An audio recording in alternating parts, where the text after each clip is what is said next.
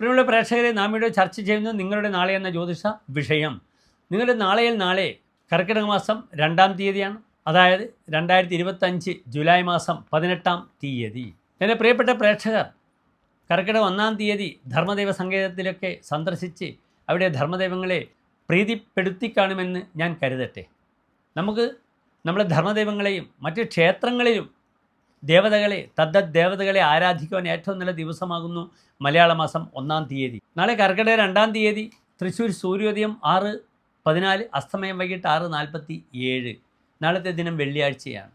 വെള്ളിയാഴ്ച ശുഭകാര്യങ്ങൾക്കൊക്കെ നാം ഉപയോഗിക്കുന്ന ദിനമാണ്. വാങ്ങാനും കൊടുക്കുവാനും വാഹനങ്ങളൊക്കെ വാങ്ങാൻ വെള്ളിയാഴ്ച വളരെ നല്ലതാണ്. എങ്കിലും നാൽക്കാലികൾ, സ്ത്രീകൾ, ഗർഭിണികൾ സാധാരണ വെള്ളിയാഴ്ച യാത്ര പുറപ്പെടാറില്ല.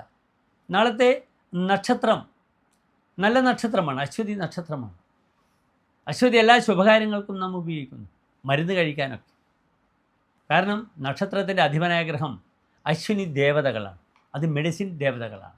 അതിനാൽ മരുന്ന് കഴിപ്പാൻ എപ്പോഴും അശ്വതി നക്ഷത്രത്തിനൊരു പ്രാധാന്യമുണ്ട്. അപ്രകാരം വിദ്യാരംഭത്തിന് തിരുവാതിര നക്ഷത്രത്തിന് വലിയ പ്രാധാന്യമുണ്ട്. നാളത്തെ തിഥി അത്ര ഗുണമുള്ള തിഥിയല്ല.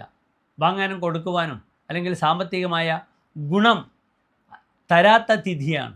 നാളെ കറുത്തപക്ഷത്തിലെ അഷ്ടമി തിഥിയാണ്. ഈ ദിനം വിവാഹത്തിന് ഏറ്റവും അനുകൂലമാണ്. നാളെ അശ്വതി നക്ഷത്രമാണ്. അപ്രകാരം കറുത്തപക്ഷത്തിലെ അഷ്ടമി വിവാഹത്തിന് ഏറ്റവും അനുകൂലമാണ്.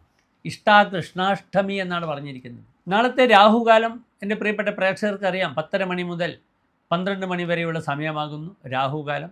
എന്നാൽ ശുഭകാര്യങ്ങളൊന്നും തന്നെ രാഹുകാലത്ത് അനുഷ്ഠിക്കാറില്ല. നാളെ എൻ്റെ പ്രിയപ്പെട്ട പ്രേക്ഷകർക്ക് 10:30 മുൻപേയുള്ള സമയം എല്ലാ ശുഭകാര്യങ്ങളും അനുഷ്ഠിക്കാൻ അനുകൂലമാണ്. 9:15 മുതൽ 10:30 വരെയുള്ള സമയം നാളത്തെ പ്രാർത്ഥനയും ഓം രാഹവേ നമഃ, ഓം കേതവേ നമഃ. കാരണം അശ്വതി നക്ഷത്രത്തിൻ്റെ ആധിപത്യമുള്ള ഗ്രഹം കേതുവാണ്. രാഹുകേതുക്കൾ സർപ്പവുമായി അഭേദ്യമായി ബന്ധപ്പെട്ട ഗ്രഹങ്ങളാണ്. അതിനാൽ സർപ്പക്ഷേത്രത്തിൽ ആയില്യപൂജ, സർപ്പബലി, അല്ലെങ്കിൽ കേരളത്തിന് ഊരിലുള്ളവർക്ക് നവഗ്രഹത്തിൽ രാഹുകേതു അർച്ചന വഴിപാട് ചെയ്യാവുന്നതാണ്. എല്ലാ പ്രിയപ്പെട്ട പ്രേക്ഷകർക്കും ഒരു ശോഭനമായ നല്ലൊരു നാളെ ആശംസിക്കുന്നു. നന്ദി, നമസ്കാരം.